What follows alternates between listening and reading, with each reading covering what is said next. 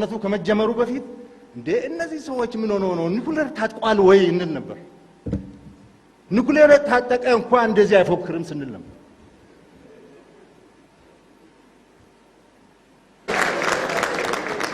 ሰው 27 ዓመት ኢትዮጵያን አስተዳድሮ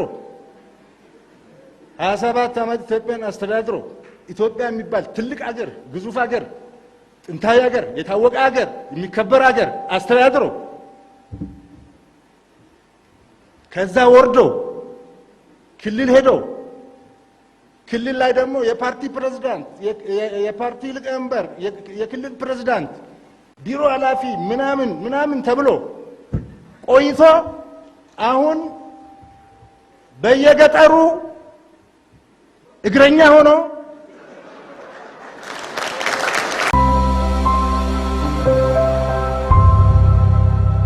መሃል ከተማ ላይ መኖር ቅንጦት በሆነበት ጊዜ እኛ በተመጣጣኝ ዋጋ ፒያሳ አራዳ ፓርክ ፊት ለፊት ላይ የቤት ባለቤት ልናደርጎት ነው። አራዳ ፓርክና ፍሬንድሺፕ ፓርክ መሃል የሚገኘው ሳይታችን ላይ ባለ 3 መኝታ ማጠናቀቃችንን ከወዲሁ እየገለጽን ባለ 1 እና ባለ 2 መኝታ አፓርትመንቶችን ይዘንሎት ቀርበናል። ባለ 1 መኝታ በ4.9 ሚሊዮን ብር ጠቅላላ ክፍያ፣ ባለ 2 መኝታ በ9.5 ሚሊዮን ብር አጠቃላይ ክፍያ አቅርበንሎታል። ታዲያ ይህ ዋጋ ለውስን አፓርትመንቶች የ20% ታላቅ ቅናሽ የተደረገባቸው ናቸው። በዚህ ቅንጡ መንደር ውስጥ መዋኛ ገንዳ፣ ጂምናዚየም፣ ደረጃውን የጠበቁ ሰፋፊ ሊፍቶች፣ ምቹና በቂ መኪና ማቆሚያ ቦታዎች፣ ዘመናዊ የደረቅ ቆሻሻ ማስወገጃ፣ አውቶማቲክ ጄነሬተር የተገጠመለት እንዲሁም የከርሰ ምድር ውሃና ለተለያዩ አገልግሎት የሚውል ሰገነትን በአንድ አካቷል። ለበለጠ መረጃ ከታች ባለው ስልክ ይደውሉ።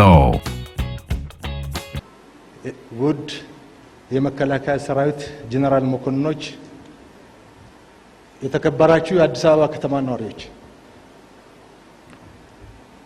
በዛሬው ዕለት እናንተ ፊት ቆሜ ሐሳብ እንዲሰጥ በመጋበዜ ከፍተኛ ደስታ ተሰምቶኛል። መከላከያን ወክዬ የ30 ደቂቃ ስነ ስርዓት ነው ተብዬ ነው የተገኘሁት። ከ30 ደቂቃ በላይ ግን ወስዷል።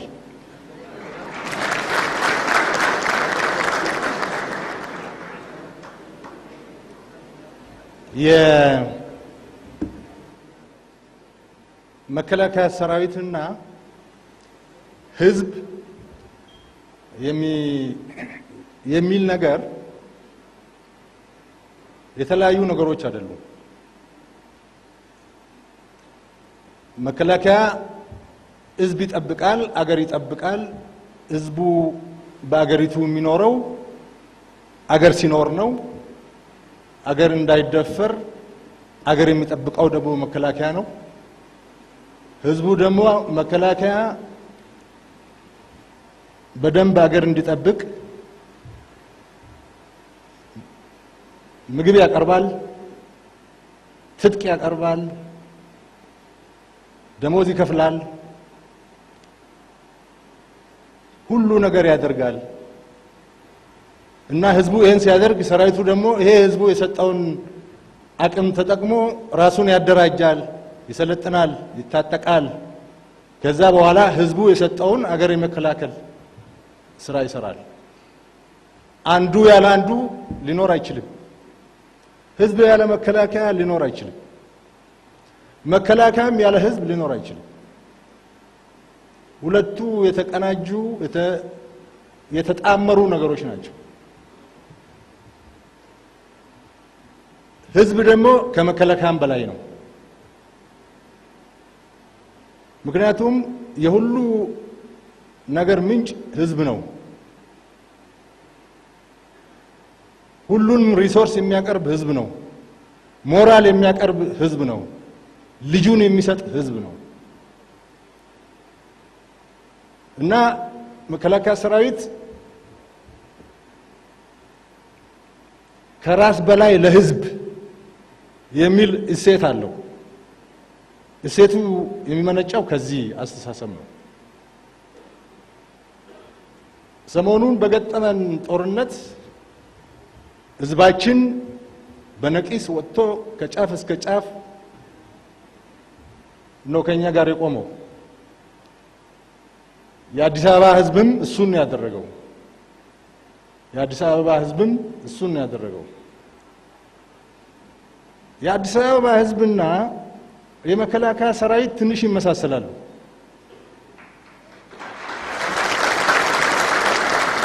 ለምንድን ነው የሚመሳሰሉት? አዲስ አበባ ውስጥ 80 ብሔር ብሔረሰቦች አሉ። መከላከያ ውስጥም 80 ብሔር ብሔረሰቦች አሉ።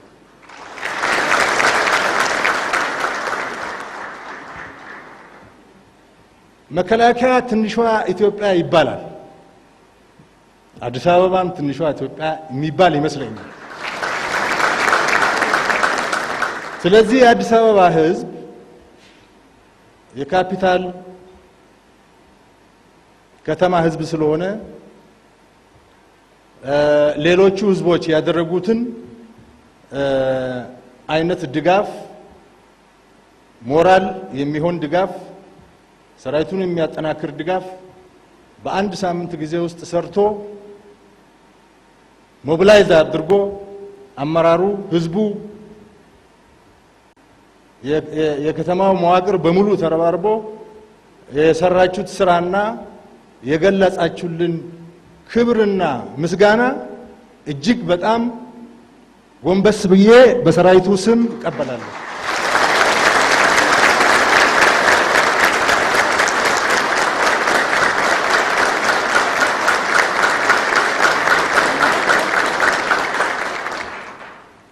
ከዛ ውጪ ይሄ ጦርነት አዝማሚያው የጁንታው አዝማሚያ ደስ የማይል እንደነበረ ይታወቃል። ይታወቅ ነበር። በጣም ከፍተኛ ትዕግስት ነበር።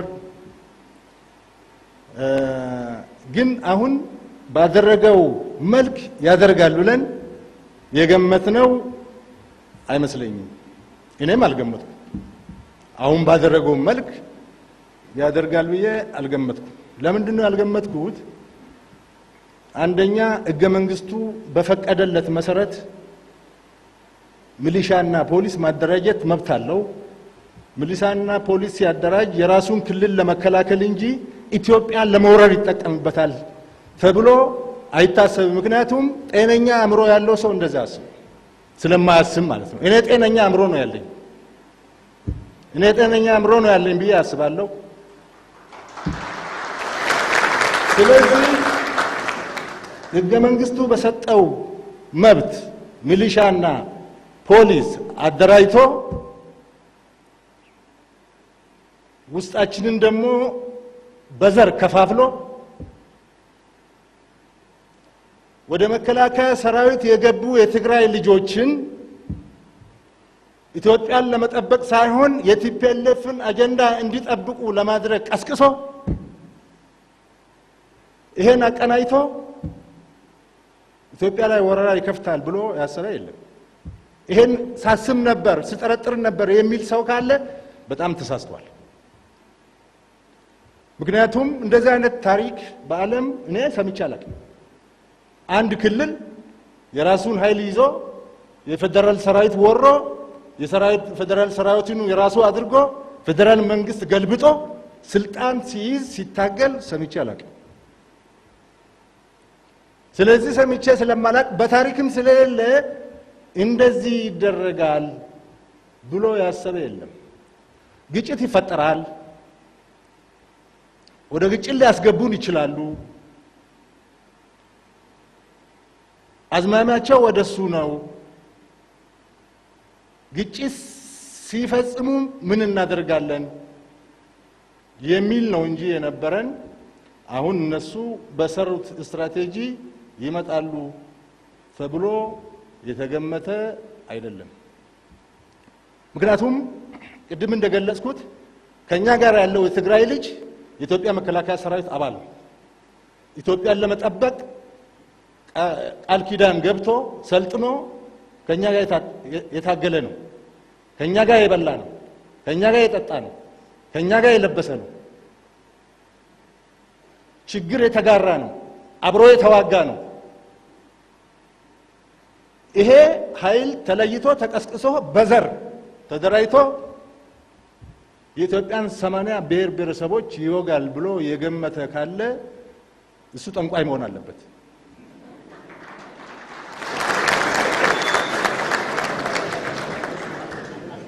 እሱ ብቻም አይደለም፣ እሱ ብቻም ሳይሆን የተወረረው የሰሜን እዝ ሰራዊት ለትግራይ ህዝብ ያልሰጠው ዋጋ የለም። ለትግራይ ህዝብና ለትግራይ መንግስት ያልሰጠው ያልከፈለው ዋጋ የለም። የሰሜን እዝ በአመት 4 ቢሊዮን ብር ኢንቨስት ያደርጋል ትግራይ ላይ። የሰሜን እዝ እዛ በመኖሩ 4 ቢሊዮን ብር የሚጠቀምበት የትግራይ ህዝብ ነው። ምግብ እዛ ነው የሚቀርበው። ምግቡን የሚያቀርበው የትግራይ ባለሀብት ነው። እዛ ይሄን ሰርቶ ሀብታም የሆነ ባለሀብት አለ።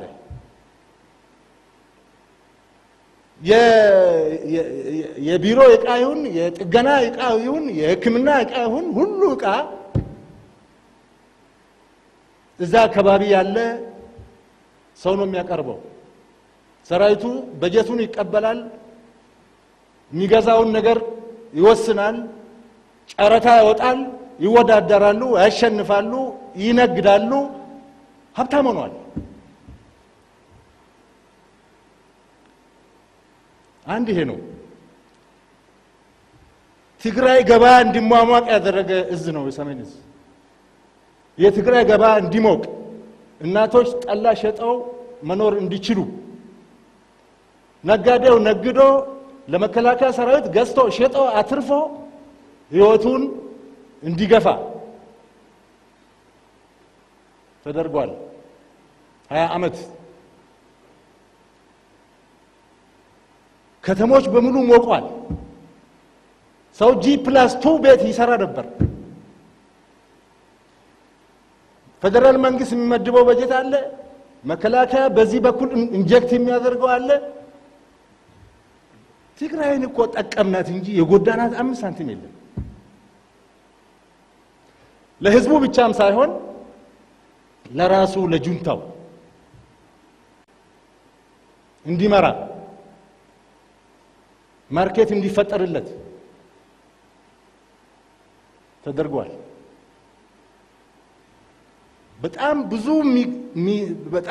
በብዙ የሚቆጠር ትምህርት ቤት፣ ክሊኒክ፣ መንገድ፣ ድልድይ ሰርተዋል። ይሄ ሰራዊት በትግራይ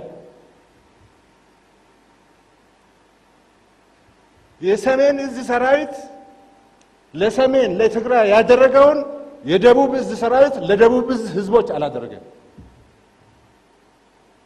የምዕራብ እዝ ሰራዊት ለምዕራብ እዝ ህዝቦች አላደረገም። የምስራቅም አላደረገም። የተሞከረ አለ ግን አላደረገም።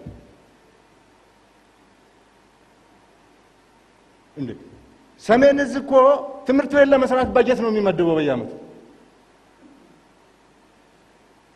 ወታደሩ እኮ ከሚያገኘው ደሞዝ ለትምህርት ቤት ወይም ለጤና ጣቢያ ወይም ለመንገድ ወይም ለሆነ ነገር መዋጮ ያስፈልጋል ብሎ አምኖ የዓመቱን የግሉን ፕሮግራም በዛ አጀስት ያደርጋል።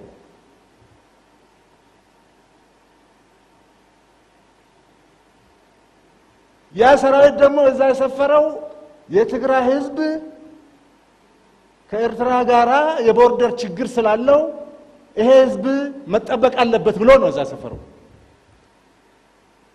ይሄን ሁሉ ላደረገ አካል መብላት ማለት አውሬነት ነው። ስለዚህ ሰው አውሬ ይሆናል ብለን ስላልገመትን እንደዚህ አይነት ነገር ይፈጽማል ብለን አልጠበቅንም። ሊጋጭ ይችላል፣ ፖለቲካ ልዩነት ሊኖረው ይችላል፣ ግጭት ሊፈጥር ይችላል፣ መንግስትን ፕሮቮክ ሊያደርግ ይችላል፣ ወደ አጎራባች ክልሎች ሄዶ ግጭት ሊፈጥር ይችላል የሚል ነገር አለ። እኛ ጋርም ነበረ አለ።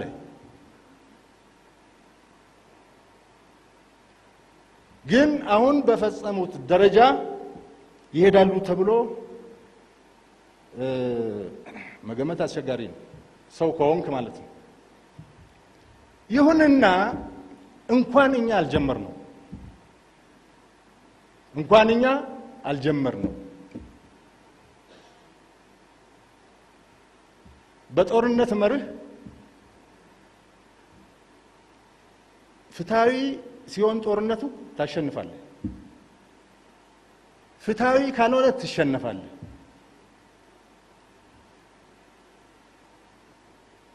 የመሸነፍ እድልህ በጣም ከፍተኛ ነው ፍትሃዊ ያልሆነ ጦርነት ውስጥ ከገባህ። ፍትሃዊ የሆነ ጦርነት ውስጥ ስትገባ ደግሞ የማሸነፍ እድል 80% ነው። በስንፍና 20% ሽንፈት ሊያጋጥም ይችላል። እንኳን እኛ አልጀመርነው ጀምረነው ቢሆን ኖሮ የጦርነቱ ፍትሃዊነት አደጋ ላይ ይወድቃል። የጦርነቱ ፍትሃዊነት አደጋ ላይ ሲወድቅ ጦርነቱ ይንገራገጫል። አሁን ጦርነቱ 100% ፍትሃዊ ነው። ፕሮቮክ የተደረገው የፌደራል መንግስት ነው። የተጠቃው የኢትዮጵያ ሕዝብ ሰራዊት ነው። መሀል ከተማ ላይ መኖር ቅንጦት በሆነበት ጊዜ እኛ በተመጣጣኝ ዋጋ ፒያሳ አራዳ ፓርክ ፊት ለፊት ላይ የቤት ባለቤት ልናደርጎት ነው። አራዳ ፓርክና ፍሬንድሺፕ ፓርክ መሃል የሚገኘው ሳይታችን ላይ ባለ 3 መኝታ ማጠናቀቃችንን ከወዲሁ እየገለጽን ባለ 1 እና ባለ 2 መኝታ አፓርትመንቶችን ይዘንሎት ቀርበናል። ባለ 1 መኝታ በ4.9 ሚሊዮን ብር ጠቅላላ ክፍያ፣ ባለ 2 መኝታ በ9.5 ሚሊዮን ብር አጠቃላይ ክፍያ አቅርበንሎታል። ታዲያ ይህ ዋጋ ለውስን አፓርትመንቶች የ20% ታላቅ ቅናሽ የተደረገባቸው ናቸው። በዚህ ቅንጡ መንደር ውስጥ መዋኛ ገንዳ፣ ጂምናዚየም፣ ደረጃውን የጠበቁ ሰፋፊ ሊፍቶች፣ ምቹና በቂ የመኪና ማቆሚያ ቦታዎች፣ ዘመናዊ የደረቅ ቆሻሻ ማስወገጃ፣ አውቶማቲክ ጄኔሬተር የተገጠመለት እንዲሁም የከርሰ ምድር ውሃና ለተለያዩ አገልግሎት የሚውል ሰገነትን በአንድ አካቷል። ለበለጠ መረጃ ከታች ባለው ስልክ ይደውሉ። እጃቸው በሰራዊት ጀመሩ።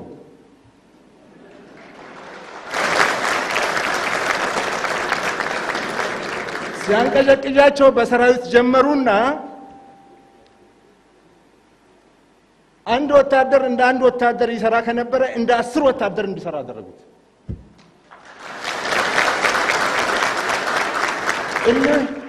እልህ፣ ወኔ፣ ቁጭት ፈጠሩ። ጀግንነት ታይቶ የማይታወቅ ሆነ። የኢትዮጵያ ሕዝብን ተነካው ብሎ ከጫፍ እስከ ጫፍ ሆ ብሎ ቆመ። ኢትዮጵያ አንድ ሆነች። ጁንታው ለብቻ ቀረ።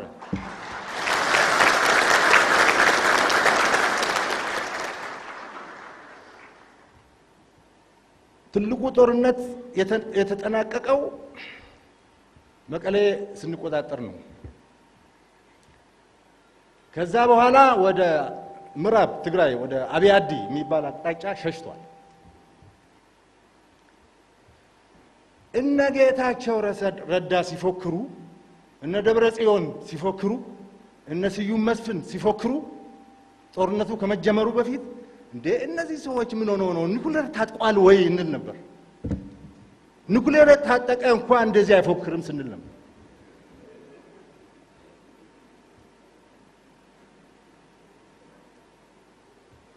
እነሱ 2 ዓመት የተዘጋጁበትን ዝግጅት በ2 ሳምንት ድራሹ ጠፋ።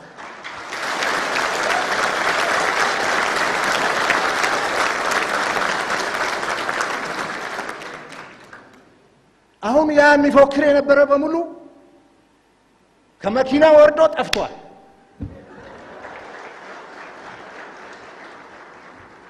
ስለዚህ ከመኪና ወርዶ የጠፋውን እግረኛ እየፈለግን ነው አሁን።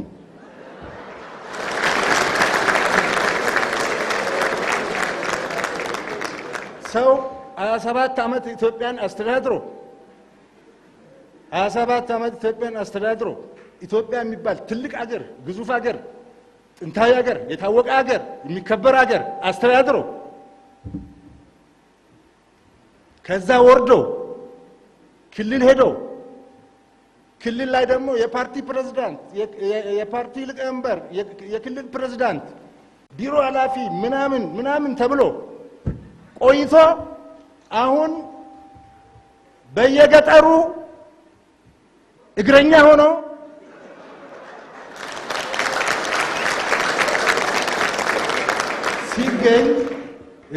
ሆኖ ሲገኝ እንደዚህ አይነት ነገር በዘራችሁ አይድረስ።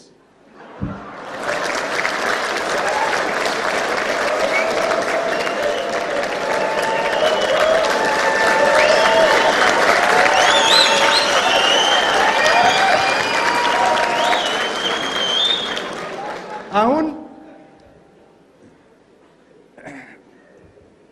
ቴሌቪዥኑም የለም፣ ሬዲዮኑም የለም። እየወጡ እየተፈራረቁ መፎከር የለም። መፎከር ከቆመ 2 ሳምንት ሆነ። ጀግናው መከላከያ ሰራዊታችን በእውነቱ እኔ ድሮም የኢትዮጵያ ሕዝብ ጀግና ነው። የኢትዮጵያ ሕዝብ ጀግና ስለሆነ ከሱ አብራክ የወጣው መከላከያ ሰራዊት ጀግና ነው።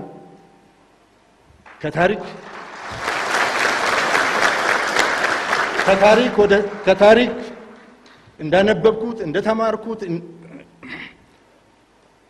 እንደዛ አይነት ጀግና ሰራዊት ነው። የሰሞኑ ጀግነት ደግሞ የተለየ ነው። ለምንድን ነው የተለየ የሆነው የሚመስለኝ? አንደኛ የጁንታው ጥያቄ ኢፍትሃዊ ነው። ሁለተኛ ጥያቄውን የራሱን ጥያቄ ለማሟላት ከርሱን ለማሟላት የሄደበት መንገድ ፍጹም ኢፍትሃዊ ነው። ይሄ ጀግንነት ይጨምራል። ከጋምቤላና ዲማ የደቡብ ሰዎች ታውቃላችሁ። ከጋምቤላና ከዲማ ገስግሰን ወደ ግንባር መስመር ስንገባ 700 ኪሎ ሜትር ነው። ሙሉ አቅም ይዘን ማለት ነው። ከሞያሌ ነው የተነሳው የደቡብ እዝ ጫፍ። ከጎዴና ከኤልከሬ ነው የተነሳው የምስራቅ እዝ ጫፍ። በአንድ ሳምንት ውስጥ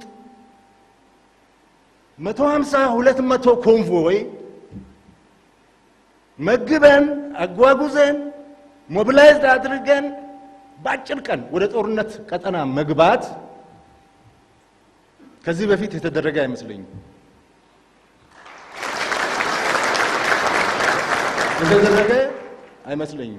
ሁሉም ነገር ወደ ጦር ግንባር ሲባር በነበረ ዘመንም የተደረገ አይመስለኝም።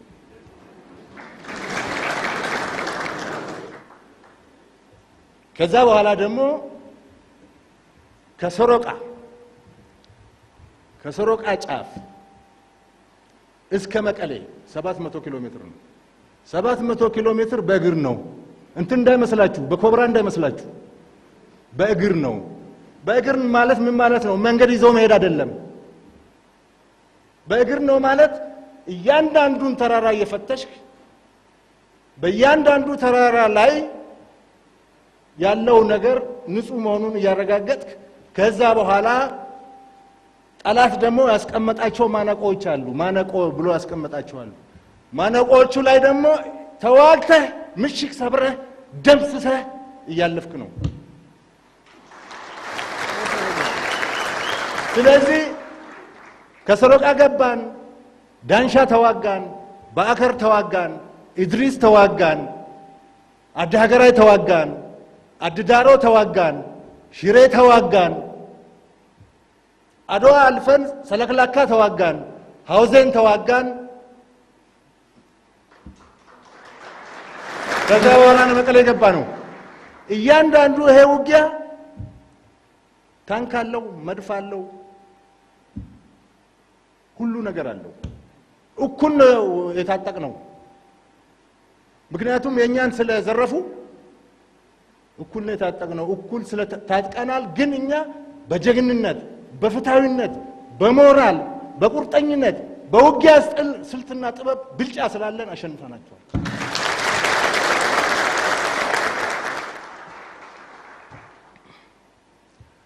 ስናሸንፋቸው ደግሞ ሁሉንም ታንኮቻችን አስመልሰናል። መድፎቻችን አስመልሰናል። መኪናዎቻችን ብረት ለበሶቻችን አስመልሰናል። ከዛ ከመኪና አውርደን እግረኛ አድርገነዋል። አሁን የቀረን ስራ ህዝቡን ማረጋጋት። ምክንያቱም እዛ ያለውንም ህዝብ ተጫውተውበታል። በጣም ነው የቀለዱበት። እንደውም የኢትዮጵያ ህዝብ ሆ ብሎ ይበላናል ብሎ ስለሚፈሩ መሀል ሀገር ላይ የኢትዮጵያን ህዝብ በጣም የተዳፈሩ አይመስለኝም። ያንን ህዝብ ግን እንደ ህዝብ አይደለም የሚያዩት፣ እንደ ግል ንብረት ነው የሚያዩት። እንደ ግል ንብረት ሲፈልጉ የሚያዋቁት፣ ሲፈልጉ ቅጥበል የሚሉት፣ ሲፈልጉ ወይን ደግፍ የሚሉት፣ ሲፈልጉ የተሰጠውን እርዳታ የሚቀንሱበት አይነት ህዝብ ነው። እሱ ህዝብ ነው ነፃ ያወጣው። ኢትዮጵያም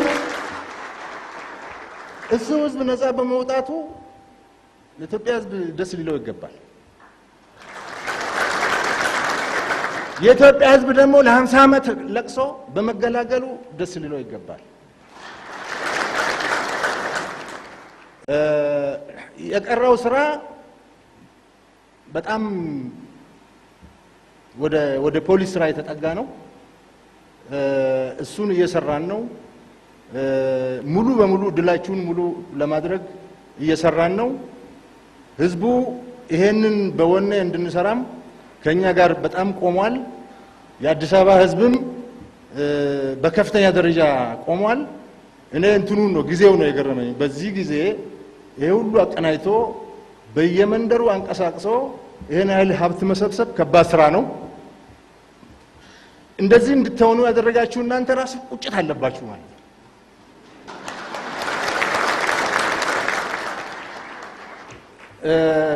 እስከዚህ ድረስ ነው መናገር የሚፈልገው። ስላዳመጣችሁን አመሰግናለሁ።